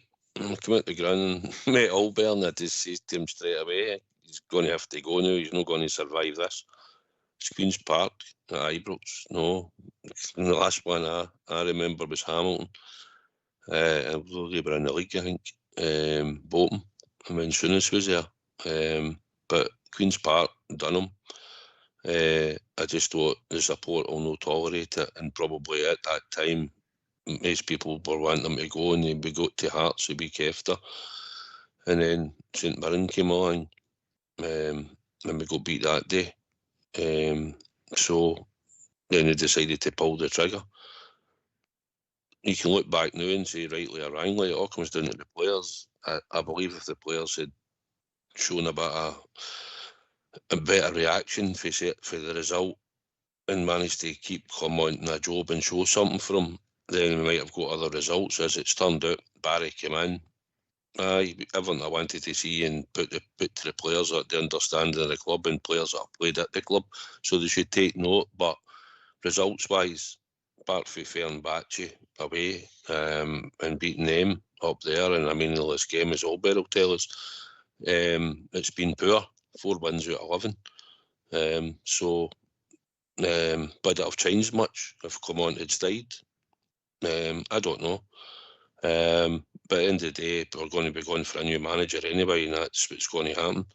And it needs to be somebody that I would prefer that knows the league or knows Scottish football a bit. and somebody that's going to come in, show professional and a winner, and it's just somebody back to same similar mould to like Barry. I like Barry knowing about the club. Stevie G, I thought when he came in, we're getting a guy, a winner, professionalism, everything he brought to the club at the time. But if we go down the foreign route again, which if we do, it doesn't enamour me too much, to be honest. But at the end of the day, they'll make that decision, and whoever comes in will just need to back it. And just quickly, if it's going about highlights for the season, in the league, there's a lot of people in here follow the team home and away, and the league it's been up and down. A couple of standout results here and there, good performances, but probably the European games, the away games in Europe especially, and a few at home, have been really good. And I think that's what most people will take out it, starting when we went to Malmo, and even the game against Steaua Bucharest at Ibrox, we beat them 4-0. Olympiacos was a good trip, should have beat them. And we were unlucky that night, and then obviously gained Nisa doing 4-1 in that campaign away from home, which again, another good time for the support when you travel. And even the two games against Tottenham and Manchester United, the atmospheres were good at Ibrox that night, and Dessers with a bit more luck, I think it was, that hit the goalie's knee, I think, because if we'd won that game when a lot of people thought we'd have got absolutely tanked. And that would even be that would be his 30th goal as well. Tell me about it. And obviously going down to Manchester again, we were loud and proud down there. And we got ourselves back in the game with a great goal for Dessers. And just your usual switch off, give somebody a bit of time in midfield and you get undone. And we were unlucky. And even going to Fenerbahce, winning away for him. You know, so we've had good results for the support that way, but it's been mostly travelling in Europe, to be honest. We've had a few games at home and away in Scotland, but I think for the support, most people would probably think it's been the away games in Europe and a few at Ibrox that have been the highlights this year. Albert, I'm going to contradict myself here. I think Clermont had to go after the Queen's Park, but I totally agree with you 100% that I achieved nothing. Because I think if he stayed, you could have wrote in his name for the statement by Barry Ferguson yesterday. That's what would have happened. Probably, mate. It's probably it's been said before. We've argued the point back and forward all the time, and it's a moot point anyway. But whether he'd have made any difference or no, bringing Ferguson in, it's no Ferguson's fault. I'm not blaming him in any shape, form, or size. But at the end of the day, it didn't do the club any good getting rid of Clermont. That's the point I was trying to make earlier on. And it's proved that that's been proved correct, mate. We've not made an inch, not an inch forward. But one of the things that needs to be asked is the question why Ferguson got brought in. You've got to remember, we had an assistant manager sitting there. So why is he not taking over the team? He's still sitting there, by the way. Exactly. So you're sitting saying, why is this happening? Why are we not putting him in charge of the team? Which wouldn't have made any difference either, mate. But I'm just wondering why you're paying another 4 salaries out when you're actually paying one for a guy to be the assistant manager. Again, it's confusing. My idea of Ferguson goes in, and I'll say it again, was to sell season tickets because they were concerned in case the season tickets, especially after the Queen's Park game, were going to drop, and they just didn't want that to happen because once you start losing supporters like that, it's difficult to get them back. I know this 10,000 waiting list is on the go. Whether I believe that or not is neither here nor there. But the fact of the matter is, people that were gone for years now, the people running about me, some of them are even talking about, I've had enough of this. I've never seen this before in my life, mate. The way people have been feeling after this season. It's a strange season, really, really strange. And what I'm saying about it is the worst in living memory for me. I don't know what other guys feel, but it's worse. I think it's worse than, it's the feeling, mate. People are just fed up with it now. We've just had enough of it. We've done all our bit. We've saved the club. We've loyally went, put our money in, and we've stood by some utter garbage, mate. Now it's time for some decent players. It's time for decent players. Recruitment. Recruitment has to be right. Right, okay, we're just going to go around the panel now. I'm going to start with the guys that called in, and just who you think the next manager is going to be. Yes, we are. Yeah, I'm not too sure who the manager's going to be, but I just got faith and hopefully they can pick the right guy, because if they're going to pick a manager and invest in the club, it has to be the right guy. And it's exactly like you said there, Ox. This manager is so important, but it's the player recruitment that's going to be so important. And that's the only reason the other side of the city has been successful, because when you look, when he came in, that recruitment was the right recruitment. If it wasn't for these 3 Japanese guys, I don't think they'd been as successful as they've ever been.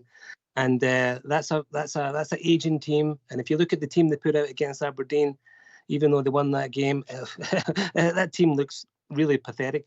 So I think it's all about recruitment. It's about getting the right in, but I'm not sure who the manager is going to be. But it's going to be interesting for sure. Who would you choose, Al?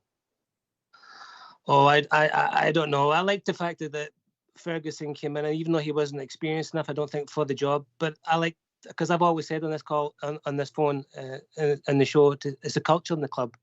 The reason that Gio went, Beale went, and Clement went was all for the exact same reasons. It was because the players weren't performing for them. So there's a culture within the club, even though there's different players, there's a culture in there. And now Ferguson's seen behind the curtain. Hopefully he can give them some pointers. But I'm not sure. I'd like a British guy, but I'm not too sure. As long as this guy, the manager, can get the players to perform that he has, and we should be beating every other team in the league for sure. It's just that simple, you know. We should be getting 100 goals too. It's that simple, because every team is not that great, but it's just about motivation. So I'm not interested. But I'm not sure about Angelotti. I'm not sure. But I think we need somebody experienced and somebody who knows the game, you know, up here. All right. AK, we're at a culture club that we always talked about. Maybe managers just come and go. They come and go. Come on, Leland. Very good. You're right. You're right, though. I totally agree with you. The players have been a problem. The culture in that dressing room has been an issue for manager after manager after manager, and it needs to stop. I think Clement was on a losing battle for the start of the season, with no starting the season at Ibrox, starting at Hampden. The boardroom battles, struggles, no people in position. He was hung out to dry there. He was no getting players in. So, but at the end up, I agree. After the Queen's Park result, you don't come back for that. So, in essence, that probably was the right decision, but no, the right decision for the club. A lot of the players needed to go first before the manager for me. But it's done. New beginnings. We look forward to next year. Anyway, he's nipped in just at the death. We've been joined by Domarnock. Evening, Domarnock. Good evening, lads. Just a few minutes just to say thank you for letting me on the show at the course of the season. As much as we're trophyless, let's not forget we got to the quarterfinals of Europa League, and apart from a few dodgy decisions, we kind of might get into that semi-final. If the referee would have done what he should have done, with Esler's getting his shirt ripped half him, but it's on the past, in it. New beginnings. That's what we're all looking forward. Hopefully, I'll be back on the next show when we feel. No doubt you'll have a show when we hear some news. Whether that's the next few days or next week, whatever. I'm sure you'll have a breaking news show. Know what I mean? Aye. So just a thanks to everybody involved in the show. I know the callers, success for Billy, Bridgeman, Gary, Southside, AK, Vial, Ox, all Bear, just all the regulars. Big Stevie, can't forget Big Stevie, Denver, the rest. All good. Cheers, Denver. Cheers, Denver. Davey, if you were a regular, you'd get a mention, mate. You've not been on much, right? Have a Malteser, Davey. Have a Malteser. Yeah. Thanks for taking my call. You're lucky. They put it to a vote tonight, and I voted against you, Davey. That's all right. It's the best show in town. Best show in town. Davey, I'm just reading off a script here, you know what I mean? I just gave a script just to talk through it, and you weren't even mentioned in dispatches. You're a shocker. You're a shocker. If you look at the name of the pen through it, that says Davey underneath it. He's about to talk to my window cleaner. That's where you've been talking to my window cleaner. She's put you up to us. Oh, we've not been talking to her, Davey. I know she's dead. Oh, for God's sake. Right, Jim, in you come, mate. Good to have you on the show, mate. I know you're getting on. I know you're getting on. Oh, quality, Davy. Aye, that's hopefully exciting times. I don't know who the manager is. Don't know who it's going to be. But I just want better times for Rangers, man. We've had enough of it. Like this season's the one that's done it for us all, I think. Again, we've had good points, bad points. But I'm sure we'll get there. I just want the cut and brought down own most of this squad. That's what I want. And someday, both decent brought in as a manager. I don't know. I don't know if I want Gerrard. That's who it's going to be. It looks that way. It looks that way, mate. It definitely looks that way. I'd put him on. I'd put him on. It was a betting man. I hear you're taking it up and all. No, I'm not. It's like that Dessers all year, by the way. And he's the one that let me down for a bet. Couldn't believe it. I couldn't believe it. I did laugh. I did laugh when I seen that. Right, listen, we're going to have to go around and get last words for everybody. There's a lot, obviously, to keep bridge to the end. And so we'll start with old Davy. I know it's difficult for you, Davy. Keep it brief. And by the way, when are you going to bring all the sweeties when we meet up? Everybody else seems to keep bringing them. Not at all. But I'd just like to say, I'd like to congratulate you lot of guys for persevering in very difficult times of trying to converse on some of these performances. Everybody who has followed them home and away, like Suicide was saying, Union Bears, all you guys that go regular, I just think you represent a great club and you should be proud of yourselves. So thanks for getting me back on again. And God bless you, Sky. Good night. Cheers, Davy. We out, and then Billy. Hi, yeah, it's great to call in and see how you guys in the last show. It's I'm happy you guys do the show after every game, and it's been a long season. So congratulate everybody. There's too many to mention, but obviously the regulars, Bridge, Southside, yourself, Ox, Ober, of course. I'm forgetting the names. That's okay. And the Big Stevie's not there. I guess he must went to the bathroom. You know, the go bathrooms. I guess tonight. He might be practicing for something, mate. Yeah, it's that time of the year. Yeah, seen that. Yes. Anyway.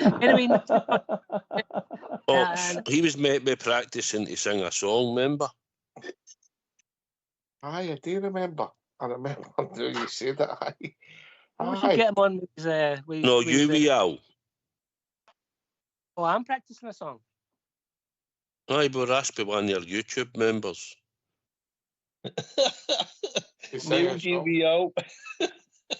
No, it's in the chat. Somebody go into the chat. I can't remember the song. One of your YouTube members brought it up. We out. What's the request? Billy Boys? No. One we all. Give us it. Oh, I don't know what song we're talking about here. Make one up then for Canada. Come on. I think we have all days. We'll come back to we out Billy Boy. Couple of bars in the chat, big man. The teapot song, mate. I'm a little teapot. I think only Billy Boy. Bad Moon Rise. One at a time. Billy Boy.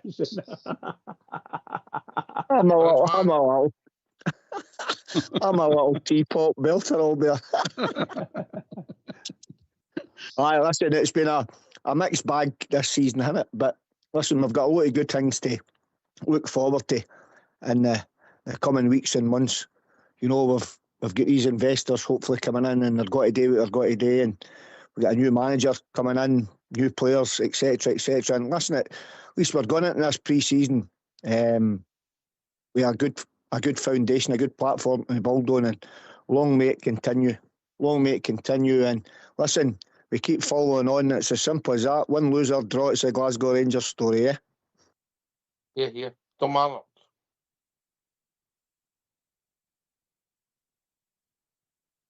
What might have left us?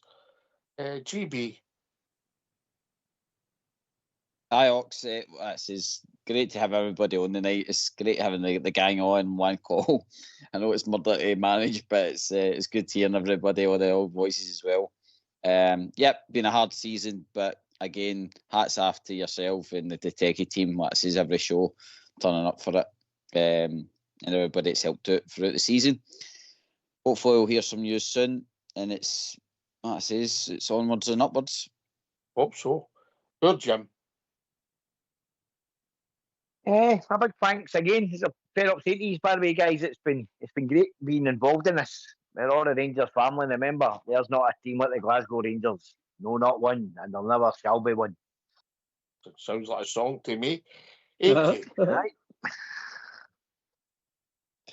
Usual. Well done, everybody, for their contributions this year. All the panelists, yourself, Fox, the techie team, and everybody that's listening. It's not been a great season. We all know that. But the soonest revolution is this going to be the American Revolution? Let's hope so. Have you been waiting since 1776 to say that? Is that about 5:45? I don't know. That's when it started, but aye, good one. I like that, AK. Our south side. Aye, no, just a huge thanks to everybody who listens in on the YouTube and platforms out there and other media outlets that join the show every week and listen in. Also, everybody that's phoned in the night and managed to get in the show. And it's been a pleasure to work with everybody that's on the show, Ox, yourself, with All Bear, Big Stevie, GB, AK, all the troops that's on the show and contribute, Bridgeman. It's great to do the show. Because we do it because we love Rangers and it gives us something to talk about. And hopefully, going forward next season, probably once the techie team, but I've worked hard to try and get everything sorted out, we'll get more people joining the show and maybe phoning in and contributing, you know. It is a free platform for people to come on and talk about Rangers. And hopefully, going forward for the start of next season, we'll be getting more callers on the show. And it'll give us a bigger input again and more things to talk about.